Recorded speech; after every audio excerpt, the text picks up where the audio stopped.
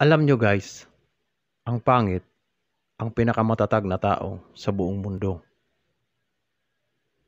Narito ang mga rason. Una, mula ng pagkabata, nilalait at nilalait na ang pangit.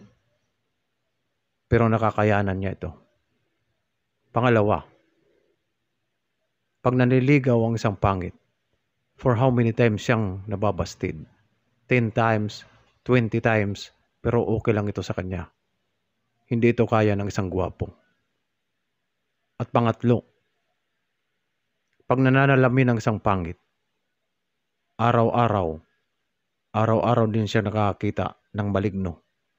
Pero baliwala lang ito sa kanya. Kaya kung pangit ka, be proud. Dahil ikaw ang pinakamatatag na tao sa buong mundo. Ang mga pinagdadaanan mo ay hindi kaya ng isang gwapo.